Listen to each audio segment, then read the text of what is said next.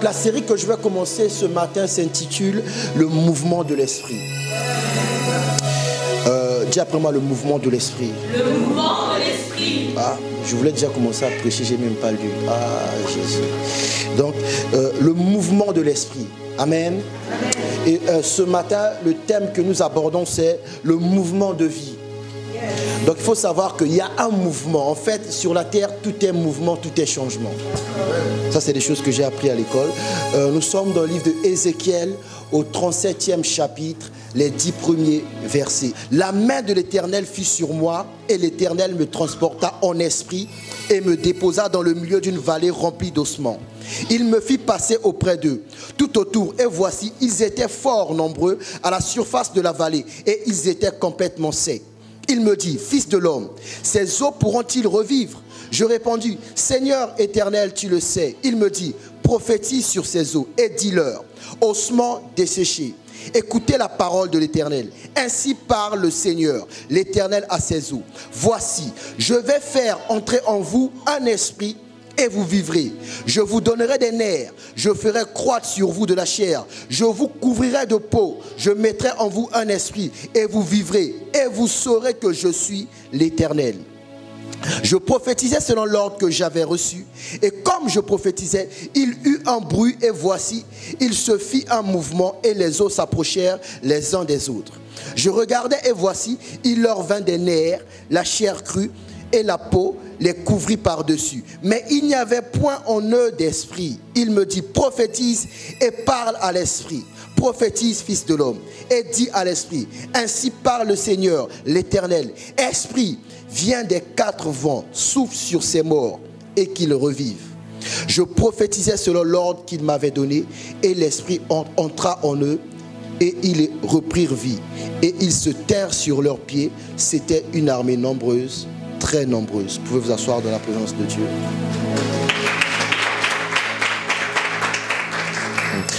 Dis après moi, le mouvement de l'esprit. Le mouvement de l'esprit. Non, je sais que tu as froid, mais dis-le haut et fort. Le mouvement de l'esprit. Le mouvement de l'esprit. On va d'abord définir ce qu'est un mouvement pour que tout le monde soit connecté à la parole. Amen. Amen. Le mouvement est un changement de position dans l'espace. Je répète, un mouvement est un changement de position dans l'espace. Un mouvement est une action par laquelle un corps passe d'un lieu à un autre. Donc je répète, mouvement, changement de position dans l'espace, action par laquelle un corps passe d'un lieu à un autre. Je vous avais dit que l'espace, on avait défini ça comme ce qui existe entre deux moments. L'espace, ce qui existe entre deux moments. Et on vous dit que le mouvement, en fait, c'est comme un passage. Je vous avais dit pendant ce dimanche-là qu'il fallait passer d'un moment à un autre. Donc, il y a un moment de ta vie où tu as posé certains actes qui ont créé certaines conséquences. Amen. Donc, quand tu décides d'occuper l'espace, le Saint-Esprit t'emmène à un autre moment où tu vas poser les actes qui vont aussi créer, produire d'autres conséquences, d'autres effets. Amen. Mais l'avantage avec les actes que incite le Saint-Esprit à poser, c'est que ces actes non seulement vont causer, produire des effets pour l'avenir, mais ces actes vont aussi aller corriger les effets des actes précédents. Amen. En fait, c'est ce qui représente la croix de Christ. Depuis que Jésus est mort et ressuscité, un homme aujourd'hui peut le recevoir, commencer à mener une meilleure vie. Mais le fait de l'avoir reçu, l'œuvre de la croix va aussi corriger les erreurs passées. De telle sorte que vous serez graciés. Amen. Comme la femme prostituée qu'on avait attrapée en flagrant délit, on a amené devant Jésus. Quand Jésus a relâché sa parole, vous voyez, les gens non seulement ne l'ont plus lapidée, mais à compter de ce jour-là, elle n'a plus été appelée prostituée. Amen. Dis après moi le mouvement de l'esprit. Donc je répète, le mouvement est un changement de position dans l'espace. Action par laquelle un corps passe d'un lieu à un autre. Et ce que nous allons étudier ce matin pour débuter, c'est le mouvement de vie. Dis après moi le mouvement de vie. Le mouvement de vie. Non, dis plus fort, le mouvement de vie. Le mouvement de vie. En fait, la vie a un sens. La vie a une origine. Cette origine, on l'appelle le mouvement de l'esprit. Ou des fois, quand vous lisez la Bible, on dit le souffle. Ouais, la vie d'un homme a une origine. Dis à ton voisin, ta vie a une origine. Ta vie a une origine. C'est le souffle. La Bible dit, l'Éternel souffla dans ses narines le souffle de vie et l'homme devint une âme vivante. Amen. Plus tard, Job va dire, en réalité, en l'homme, c'est l'esprit, le souffle du Tout-Puissant qui donne de l'intelligence. En fait, dans l'homme, il y a un souffle.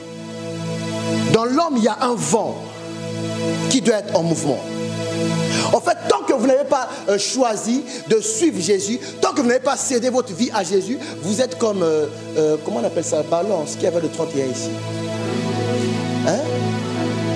Ah, toi aussi, fais-moi dire ballon, tu compliques mon français ce matin. Un ballon de quoi? Baudruche. Vous voyez, dans ces ballons, il y avait de l'air. Le ballon bouge parce qu'il y a de l'air à l'intérieur. Mais tant que vous ne percez pas le ballon, l'air ne devient pas, l'air ne reçoit pas la liberté. Quand vous percez le ballon, vous voyez que le ballon a été percé, le ballon a été dégonflé, mais l'air à l'intérieur, vous ne voyez plus cet air. Vous comprenez? En fait, en réalité, c'est ça la vie d'un véritable chrétien. Quand tu as reçu Jésus, c'est comme si avant de recevoir Jésus, tu étais dans un ballon de quoi?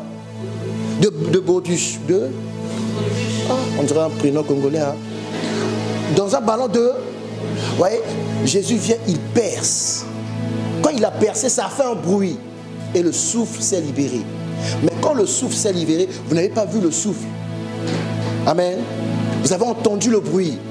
Vous ne savez même pas d'où ça vient, ni où ça va, où le souffle part. Mais vous savez qu'il y avait un souffle qui a été relâché. En fait, en réalité, la vie d'un chrétien, c'est ça. La Bible dit dans Genèse, au commencement, Dieu créa les cieux et la terre. La terre était informe et vide. Et il y avait les ténèbres qui recouvraient la terre. On peut dire, l'Esprit de Dieu se mouvait. C'était le premier mouvement. Dis après moi le mouvement de l'Esprit. Le mouvement de vie. Vous voyez, vous comprenez ces expressions, pourquoi on dit dans la Bible, la main de l'Éternel fut sur moi. Demande à ton voisin, est-ce que la main de l'Éternel a déjà été sur toi? Est-ce que la main de l'Éternel a déjà été sur toi? Mon fils Yannick rigole, c'est demande, il va raconter quoi? Alors je pose une question sérieuse, est-ce que la main de l'Éternel a déjà été sur toi? Pose à ton voisin. Est-ce que la main de l'Éternel a déjà été sur toi? La réponse c'est oui. Mais comme tu ne sais pas qu'il y a un mouvement, tu es troublé. Non, mais regarde-moi bien comme ça. Même quand on me regarde comme ça, quand on commence à être troublé. Vous voyez, Ézéchiel dit quelque chose d'important. La Bible dit, Dieu, la main de l'Éternel fut sur moi. Il me transporta sur une vallée. Il y avait des ossements desséchés. On lui pose une question.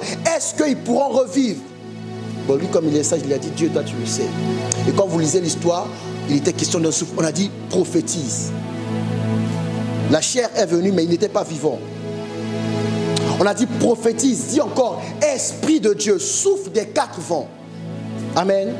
Et quand l'esprit a soufflé des quatre vents, ils étaient nombreux, vivants. Et on dit que c'était le peuple de Dieu, c'était l'armée de Dieu. Donc le premier mouvement de l'esprit, le Saint-Esprit a plusieurs mouvements. Le premier mouvement, il apporte la vie. Tu comprends, Bénédicte? Il apporte la... ce matin, quand tu vas sortir d'ici, tu vas savoir que tu n'es pas arrêtable. C'est quoi le mot? Quand tu vas comprendre ce message, tu vas comprendre que tu es inarrêtable. Parce que tout est mouvement. Dis pour moi, tout est mouvement. Tout est changement. Voilà pourquoi on ne peut pas vous limiter. Votre passé ne peut pas vous limiter. Les preuves des erreurs que vous avez faites dans le passé ne peuvent même pas vous limiter. Parce que vous êtes un vent. Vous comprenez? Nous allons dans le livre de Jean, au 8e chapitre. Jean 3, 5 à 8. Jean 3, 5 à 8. Écoutez cette conversation entre Jésus et Nicodème. La Bible déclare, Jésus répondit, en vérité, je te le dis, si un homme ne naît d'eau et d'esprit, il ne peut entrer dans le royaume de Dieu. Ce qui est né de la chair est chair, et ce qui est né de l'esprit est esprit. Ne t'étonne pas que je t'ai dit, il faut que vous naissiez de nouveau. Écoutez le verset 8. Le vent souffle où il veut, et tu en entends le bruit. Mais tu ne sais d'où il vient, ni où il va. Il en est ainsi de tout homme qui est né de l'esprit. Dis pour moi le mouvement de vie. Le mouvement de vie. Nicodème est venu poser une question très importante. Comment faire pour hériter du royaume des cieux? Et Jésus va dire, il faut naître d'eau et d'esprit. Et il va dire, comment une vieille personne peut naître de nouveau? Amen. Est-ce que vous savez en réalité ce qu'il voulait dire? Quand quand on lui a dit qu'il faut naître d'eau et d'esprit, sa question ne consistait pas à naître de nouveau. Pourquoi il a précisé comment un vieil homme peut-il naître de nouveau? Parce que Nicodème savait sur la vie, il y a la naissance, on vit et puis on devient vieux. Après la vieillesse, c'est la mort. Vous comprenez? Nicodème savait qu'il est dans l'étape où il faut aller à la mort. Et Jésus dit il faut naître de nouveau. Alors que lui, il veut accéder au royaume, c'est-à-dire il veut vivre. Mais il n'a pas compris qu'avec Dieu, pour vivre, il faut d'abord mourir. Vous comprenez? Donc lui, il était vieux. Il vient chercher la vie. Il veut qu'on lui redonne la vie. Il veut rentrer dans le royaume des cieux. Mais dans le royaume des cieux, on ne rentre pas si sa nature humaine n'est pas morte. Donc Jésus va dire, mais il faut naître de nouveau. Il va dire à Jésus, oh, moi je suis proche de la mort. Je viens chercher la vie. Toi tu dis, il faut naître de nouveau. Alors il dit, comment je vais faire pour repartir? Parce qu'il savait que naître de nouveau signifie d'abord, il faut mourir. Vous comprenez? En fait, la nouvelle naissance, en réalité, en soi, c'est une résurrection de l'esprit. Vous comprenez? Dis-moi, il y a un mouvement. Il y a un mouvement. Le mouvement de vie. Donc, quand vous allez comprendre ce verset 8, vous allez comprendre pourquoi dans l'église on vous dit que vous êtes inarrêtable. Pourquoi dans l'église on vous dit que vous êtes des grandes personnes. Vous avez des grandes destinées. Vous êtes des champions. Des fois, vous chantez dans cette église, tout tourne en ma faveur. Oh, vous dites pas, non, je suis étonné, vous chantez pas ça. Frère, tu chantes pas ça, tu connais pas encore. Tu veux que je fasse le pas? Tout tourne en ma faveur. C'est ça, bébé. Tout tourne en ma faveur. Tout tourne en ma faveur. Oui, c'est vrai que tout tourne en votre faveur. Mais quand vous chantez ce chant, vous êtes convaincu que tout va tourner en votre faveur parce que Dieu va agir, n'est-ce pas? Dieu va venir faire tourner tout dans votre faveur, n'est-ce pas? C'est pas ce que dit la Bible. C'est pas ce que dit la Bible, nous allons lire. Écoutez bien, écoutez bien, écoutez bien. Le verset 8. Le vent souffle où il veut. Le vent fait quoi? Le vent souffle où il veut. Ouais, donc il n'y a pas un lieu où toi, tu ne peux pas être en faveur. Parce qu'on a dit, le vent souffle où il veut. Donc, dès que Dieu m'envoie quelque part, la Bible dit, le vent souffle où il veut. Donc quand vous commencez à chercher un lieu qui va vous être favorable, vous faites déjà une grande erreur. Là où Dieu t'envoie, la Bible dit, le vent souffle où il... Mais Jésus est trop fort, il ne s'est pas arrêté là. Il dit, le vent souffle où il veut. Et tu en entends le bruit. Mais tu ne sais d'où il vient, ni où il va. Il en est ainsi de tout homme qui est né de l'esprit. Il a dit quoi? Il en est ainsi de tout homme qui est né de... Écoutez, tout ne va pas tourner en votre faveur parce que Dieu va venir faire tourner en votre faveur. Tout tourne en votre faveur parce que dès que vous êtes né de l'esprit, né de nouveau, Jésus dit, il en est ainsi de tout homme qui est né de l'esprit. Il est comme le vent. Il souffle où il veut. On entend le bruit. On ne sait pas d'où il vient ni où il part. Donc, les choses ne vont pas tourner en ta faveur parce que Dieu va venir intervenir. Non, parce que tu es déjà le vent. Vous comprenez? Tu souffles où tu veux. Où tu veux. Tu vas souffler. Les gens ne sauront pas d'où il vient, où il part. Ce n'est pas qu'un ange va venir t'aider. Non. Jésus n'a pas dit il en sera ainsi. Jésus a dit il en est ainsi de tout homme qui est né de l'esprit. Il est comme un vent. Il est comme un vent. Il souffle où il veut. Voilà pourquoi un homme qui a Dieu, dès que Dieu donne une direction, s'il prend la bonne direction, au lieu le bon lieu, quand il arrive, il est obligé de pousser, il est obligé de donner des fruits, de porter des fruits. Parce qu'il souffle comme le vent. Dites-moi le mouvement de vie. Le mouvement. Ouais, le Saint-Esprit a plusieurs mouvements. Le premier mouvement qu'il amène dans la vie de quelqu'un, c'est le mouvement de vie. Vous comprenez? Le mouvement de vie. Donc, le vent souffle. Personne ne sait d'où vient le vent. Tu as déjà vu le vent? Tu as déjà vu le vent? Vous voyez que personne ne peut arrêter votre destinée. Parce que Jésus ce matin te rappelle, il n'a pas dit le vent viendra te faire pousser dans un bon coin. Jésus dit, tu seras comme le vent. Comme le vent. Celui qui est né de nouveau est comme le vent. Personne ne peut voir sa destinée. Personne ne peut anticiper. Personne ne peut bloquer. Écoutez, les hommes, par la magie ou par les sciences occultes, peuvent bloquer la pluie. Vous comprenez? Ils peuvent créer des éclipses solaires. Vous comprenez? Personne n'a jamais arrêté le vent. Personne n'a jamais, aucun sorcier ne s'est jamais dit, je sors aujourd'hui dans ce pays, il n'y aura plus jamais de vent. Aucun sorcier ne peut le faire. Vous comprenez? Donc Dieu n'a pas choisi n'importe quel élément pour vous expliquer votre grâce. Jésus dit, il en est ainsi de tout homme qui est né de l'esprit. Il est comme le vent. Il souffle où il veut. Je suis en train de t'annoncer en fait, la réussite ne dépend pas des paroles que moi je vais déclarer. La réussite dépend d'abord de ce que toi tu veux. Non, tu n'as pas dit amen bien. Il souffle où il veut. Le vent souffle où il veut. Tu en entends le bruit. Tu ne sais pas d'où il vient, ni où il part, mais il souffle où il veut. Donc, qu'est-ce que Jésus est en train de dire? Un chrétien qui se lève, qui peut s'étendre à Verviers, il se lève à Verviers. S'il va à Liège, il va recommencer. Il se lève à Liège, il va à Bruxelles, il va recommencer. Il se lève à Bruxelles, il va au Luxembourg, il va, parce qu'il souffle, on entend le bruit. On ne sait pas d'où il vient. Les gens vont dire, mais lui il vient de Verviers. Même à Verviers, on ne sait pas d'où tu viens. D'où vient cette réussite? Ça vient du mouvement de l'esprit. Le souffle de Dieu. Vous comprenez? Quand Dieu a relâché son souffle, vous avez vu le vent?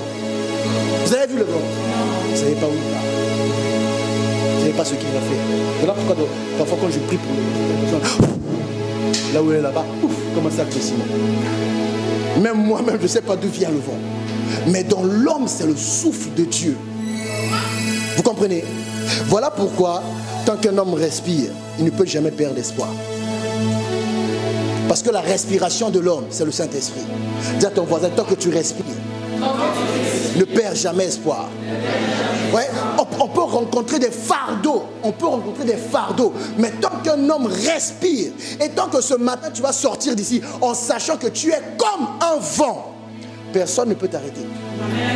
Les menottes sont faites pour les corps. Vous comprenez? Les malédictions sont faites pour les âmes. Mais personne ne peut maudire un esprit créé par Dieu. Voilà pourquoi, quand vous voyez que quelqu'un est possédé, c'est ton âme qui est possédée, ce n'est pas son esprit. On peut ligoter ton âme. Tant que l'esprit est vivant, l'esprit peut se mouvoir et un jour apporter la liberté à l'âme. Toi, tu vas dire, le pasteur a prié pour toi. Oui, c'est vrai que le pasteur a prié pour toi, mais c'est ton esprit qui a accepté Jésus. Vous comprenez? Donc en réalité, la prière du pasteur a été rendue possible parce que ton esprit s'est levé et il a soufflé là où il est. Vous comprenez? Donc vous êtes des gens avec une destinée spéciale.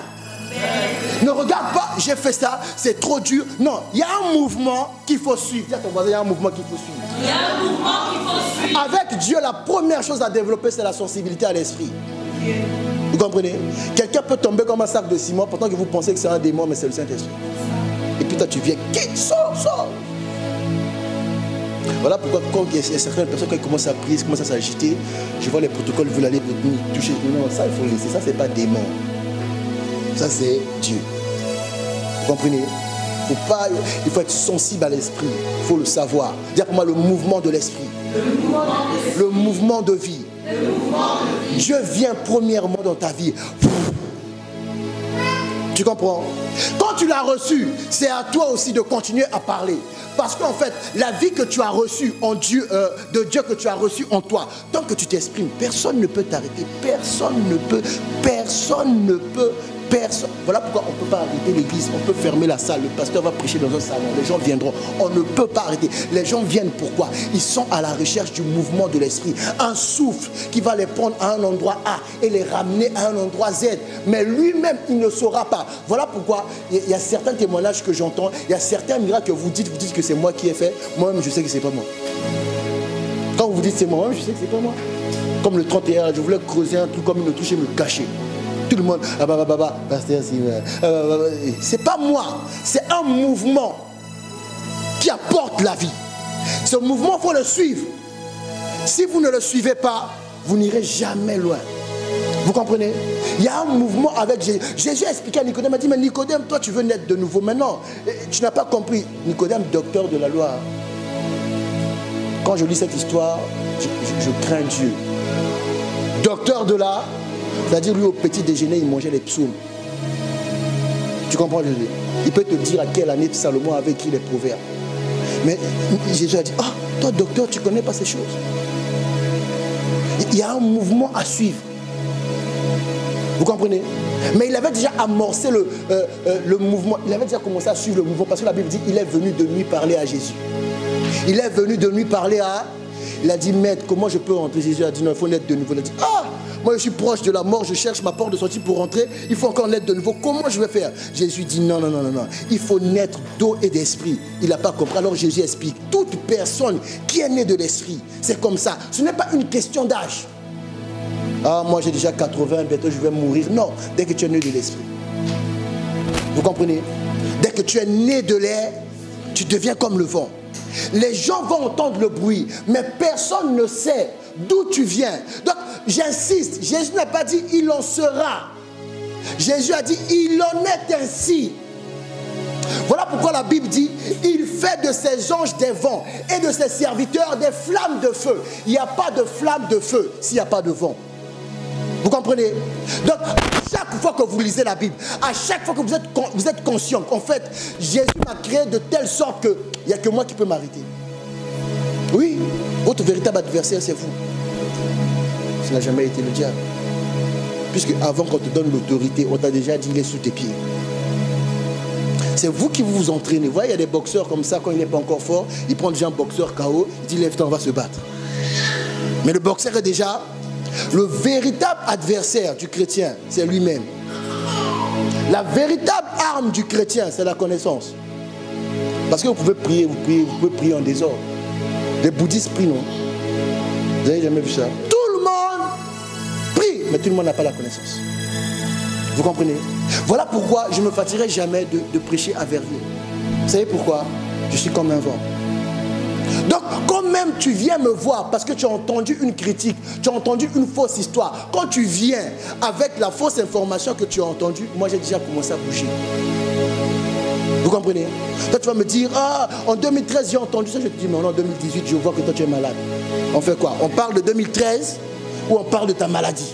Maintenant choisis, entre les racontards et ta guérison, tu choisis quoi? Parce que je sais que je suis comme le vent. Vous comprenez? Jésus sur la terre, il n'a pas relâché n'importe qui, il a relâché les vents. Donc, tu peux regarder le ciel, tu vas savoir qu'il va pleuvoir. Les hommes ont tellement peur du vent qu'ils donnent à des cyclones des noms. Cyclone Katrina. On connaît son visage. Vous voyez, c'est parce qu'on veut avoir une idée de comment l'identifier. Donc on l'appelle cyclone. On ne connaît pas sa taille, sa date de naissance, son poids, on ne connaît pas. On sait juste que si ce cyclone-là arrive, la violence de son vent peut arracher la côte. Donc on dit à tout le monde, fuyez. Vous comprenez? Face au vent, il n'y a pas de remède, il n'y a pas de bouclier. Le seul bouclier, c'est quoi? Fuir et aller se cacher. Normalement, c'est votre partage. Dès que vous êtes conscient de qui vous êtes, face à vous, le diable n'a qu'une seule solution, il faut fuir. Il faut, parce que vous êtes un cyclone. Vous comprenez? Mais si vous ne réalisez pas ces choses, ah, moi je suis né de nouveau, ah, moi j'ai des démons, ah, de ma famille il y a des sorciers, ah, mon père même, je l'ai rêvé, il était sur moi, il était comme un catcheur, ah, pasteur, aide-moi, il était sur ton corps, il n'était pas sur ton esprit. Ton esprit est comme le vent. Donc il peut faire un tour dans la chambre comme ça, souffler. Et puis le papa se convertit. Vous comprenez? Si vous ne réalisez pas ces choses-là, hein, mon mari, tu vas dire, l'évangile est dur, la vie de prière est dure. Mais non, tu es un vent. Mais toi, tu veux faire comme un humain, tu veux quantifier ta prière. Je commence à prier combien de fois par jour, combien de fois par semaine. Non, là, tu veux quantifier. Quand ça se commence, on ne peut pas. Voilà pourquoi un petit pasteur qu'on consacre aujourd'hui, seulement aujourd'hui, là, peut terrasser un sorcier qui a 30 ans de carrière. Je sais de quoi je parle, je les ai terrassés. Un jour comme ça, moi je me suis découvert que je peux taper un démon tombe. Non, je vous dis, hein. Un jour j'étais surpris, j'ai dit à une personne, toi, je te cloue au sol. Et puis la personne, ça marche. Quand vous découvrez que ça marche, vous avez maintenant envie de vous commencer à les chercher. Donc depuis ce jour-là, moi j'ai pas peur, tu vas me dire, non, les sorciers vont venir à l'église, je vais être content. Parce que je sais que j'ai deux choix. Soit je prêche l'évangile, il change, soit je passe par la force. Allez, toi, à genoux. Allez voir un papa. J'ai dit à genoux. À genoux. À genoux. Et il se met à... Parce que je suis un vent. Vous comprenez? Dis après moi, le mouvement de vie. Le mouvement de vie. La vie est en vous, mais vous l'avez retenu. Vous savez comment? Est-ce que moi je suis capable? Est-ce que moi je suis capable? Est-ce qu'il parle de moi vraiment? Quand il parlait là des vents là, est-ce que c'est pas sa femme? Sa femme chante déjà. Est-ce que c'est vraiment moi? Est-ce que c'est pas Gloire? Gloire joue déjà au piano. Gloire, peut-être que tu peux aller. Gloire joue déjà au piano. Non, je suis en train de parler de toi. En fait, quand tu hésites là, c'est toi qui ferme la vie. Est-ce que, moi aussi avant, je me posais des questions. Est-ce que, on m'impressionnait avant. Hein? D'ailleurs, le monsieur là, je le cherche. Le jour où je le rencontre, il faut que je prie pour lui. Il m'impressionnait, il me regardait, il dit, frère Simon, il faut chasser les démons. J'avalais ma salive, je disais, Je regardais ma femme, je dis, prêchons seulement la foi. Une ferme assurance des choses qu'on espère. N'entrons pas dans la démonstration de celles qu'on ne voit pas. D'ailleurs, nous, au moins, on ne voit pas. Comment on va démontrer? Mais un jour, la force des choses, le danger a fait que j'ai commencé à chasser les démons. Et j'ai aimé ça.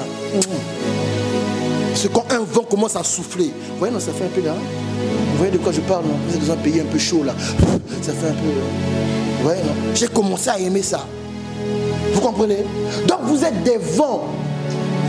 Est-ce que vous réalisez ça? Vous êtes des vents. En réalité, de l'homme, c'est l'esprit. Le souffle du Tout-Puissant. Voilà, tant que tu n'as pas commencé à parler, tant que tu n'es pas conscient que ta parole a un pouvoir et sur ta vie, et sur la vie de tes enfants, et sur la vie de ta famille, tu vas galérer. Parce que sur la terre, c'est souffle contre souffle. Parole contre... Est-ce que tu as commencé à parler sur ta vie? Vous êtes des vents. Vous comprenez? Et quand plus je vais aller en profondeur dans cette série, vous allez comprendre pourquoi on dit la main du Seigneur fut sur moi.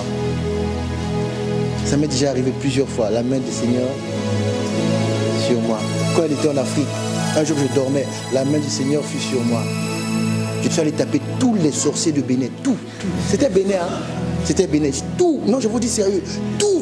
Je les ai tapés bien. Ce jour-là, je me suis réveillé en souriant. Et puis elle me regarde et dit, mais pourquoi tu es réveillé content comme ça? Je dis, oh, tu vois que je suis content, hein? Oui, j'ai été là-bas, j'ai tapé. Et j'ai su que ce n'était pas faux. Quand je lui ai dit, je suis passé par Abidjan, j'ai vu Bishop. Je suis allé sur Internet, il était à Abidjan. Je venais de comprendre, je venais de vivre, la main de l'Éternel fut sur moi. Parce qu'elle m'avait appelé. Il y a un sorcier là-bas. Oui, en lisant le mail, il a su dire sa vie. En lisant que le mail là, il a dit, toi le jour où j'ai lu ton mail, j'ai su que tu es ça. Et puis ce qu'il dit là, Naomi, il est vraiment ça. Quand il m'a dit ça, j'ai dit, attends Naomi, tu m'as pas écouté. J'ai dit d'aller en Suisse, toi tu vas aller au Cotonou. J'ai dit, va, allez, débrouille-toi. Je dormais. J'ai dit, non, c'est ta fille. Je sentais que ce jour-là, donc Dieu m'a pris, bouge. J'ai tapé. Je suis même passé par Matadi. J'ai même été visiter Kikwit. Et puis je suis passé par Abidjan. Puis je suis revenu à Verviers. J'étais frais ce jour-là. La première fois que cette expression m'est arrivée, la main du Seigneur fut sur moi. Vous savez ce qui m'est arrivé? Dieu m'a fait visiter Verviers en 94. Ah. Vous croyez un chien homme? Ah. Oui, je vous dis, en 94, j'ai marché rue de Odimon, moi. Il y a un monsieur qui actuellement qui est vieux. Je l'ai vu, je lui ai dit, monsieur Intel. Et j'ai rencontré des petits, des hommes de cette taille-là.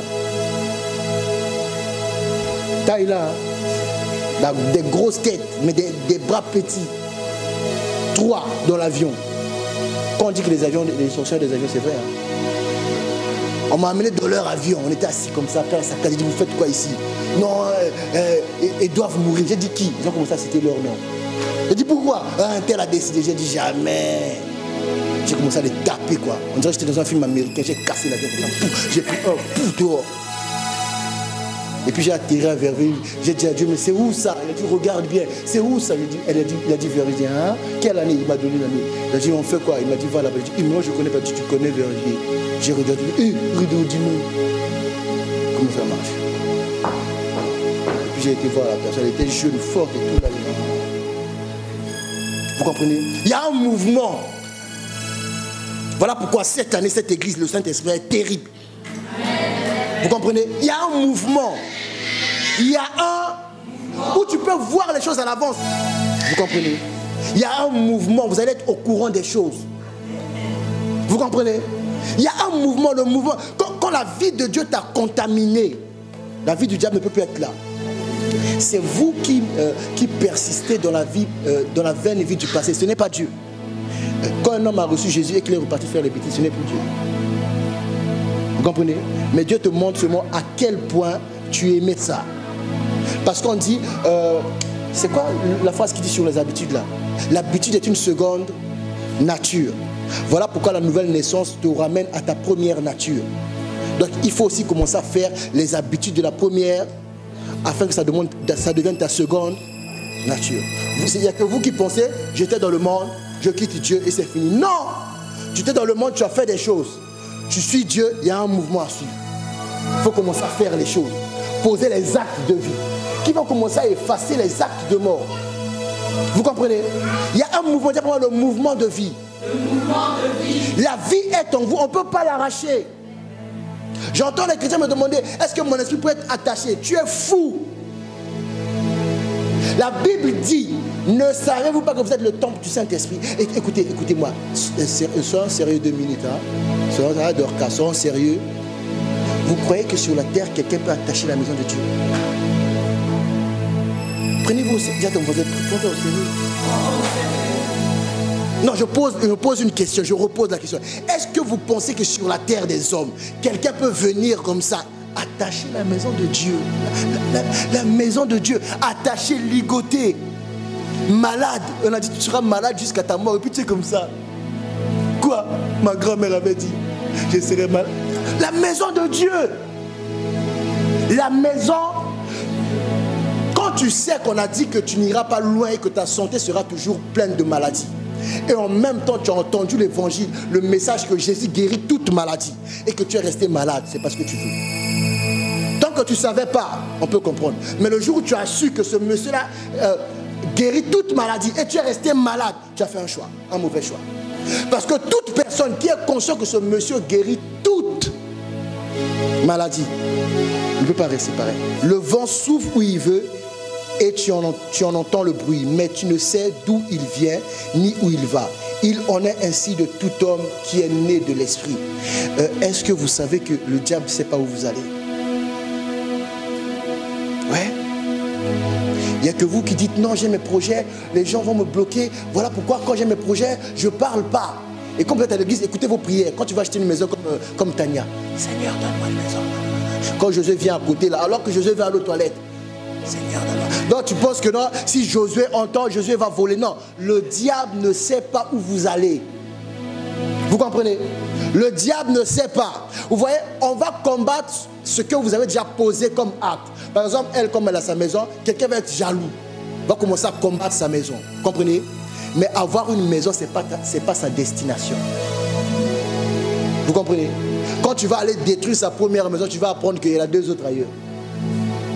Donc, le diable ne sait pas où vous allez. On peut voir que tu es grand. C'est comme à l'école. Tu es intelligent. On peut voir que tu iras loin dans la vie. Mais personne ne peut te dire que tu finiras avocat. Vous comprenez? Personne ne peut te dire que tu finiras expert comptable. Le prof voit seulement toi. Dans le journalisme, tu vas bien parler. Mais il ne sait pas que tu seras directeur quelque part. Il sait juste qu'on peut te pousser là-bas. Le diable voit juste la grâce, qu'il y a la lumière. Il ne sait pas où tu vas. Vous comprenez? Quand vous avez accepté ces choses, vous faites votre voyage dans la vie sans inquiétude. Parce que seul Dieu sait où vous allez. Mais le plus important à savoir, tant que sur la terre, vous ne verrez jamais un homme stopper le vent, alors ne laissez pas un homme stopper vos idées, stopper vos ambitions, stopper vos objectifs. Personne ne peut stopper. Écoutez, ce qui tue la destinée d'un homme, ça s'appelle la paresse. Une attitude qu'on adopte personnellement. Toute personne qui bosse, on ne peut pas arrêter. On ne peut pas arrêter de continuer à accompagner les autres. Vous comprenez? Allez, c'est une belle veste. Hein? C'est vers quoi ça? Vers quoi? Vers bouteille? C'est mon verre. Vers bouteille. Vers, c'est la vision de quelqu'un. Là où il y a des problèmes, c'est favorable pour que l'intensité du vent augmente. Quand il n'y a pas de problème, vous voyez, l'intensité du vent ne peut pas être forte. Quand vous lisez l'histoire de David, il faut réaliser une chose. Si Goliath est tombé, ce n'est pas parce que la pierre seulement l'a touché. David a passé un moment à cibler. Vous comprenez? Il tournait sa lance. Il tournait sa lance. Plus il tourne, plus il y a quoi? Il y a du vent. Plus il tourne, plus il y a quoi? Il y a du vent. Donc David ne pouvait pas arrêter, ne pouvait pas rater. Donc il est en train de tourner, il est en train de tourner. Quand il a relâché la pierre est tellement partie vite que Goliath n'a rien vu venir. Vous comprenez? Ils ont constaté que Goliath est tombé. Goliath est... Maintenant voici, écoutez maintenant le mystère. Comment un homme comme David, un petit homme comme David, arrive-t-il à couper la tête de Goliath? Goliath c'est un géant. On a dit que quelqu'un portait ses armes. On a dit qu'on a mis sur David les armes de Saül. Il est tombé. Mais la Bible dit qu'il est allé, il a coupé la tête de Goliath. Vous comprenez? Il a coupé la tête de... Parce que c'est un vent, on ne peut pas l'arrêter. Là où il a décidé de souffler, il va souffler. Il a dit à Goliath, aujourd'hui je vais donner ton cadavre et ceux de l'armée des Philistins à tous les oiseaux du ciel, aux bêtes de la terre. Et il l'a fait, parce que c'est un vent. Ce que tu décides, si tu le maintiens, tu le fais par la foi, tu vas l'avoir. Vous comprenez? Est-ce que tu as compris? Ce que tu décides. J'ai décidé d'être pasteur. Un jour, quelqu'un a voulu dire, on a fait de toi un autre pasteur. Je l'ai regardé, j'ai dit, moi, j'ai décidé d'être pasteur. Et puis la personne m'a regardé. Moi, j'aime quand tu me regardes, je te regarde. Vous savez déjà, non? Elle m'a regardé, je l'ai regardé. Elle m'a regardé, je l'ai regardé. J'ai dit, moi, tu n'as pas fait de moi pasteur, j'ai décidé d'être. Parce qu'on peut faire de toi pasteur sans conviction. On te met, tu commences à prêcher, mais quand tu décides ce que tu veux que ça arrive, ça arrive. Donc j'ai décidé, tu comprends Josué, d'être pasteur. J'ai décidé de voir. J'ai décidé d'entendre.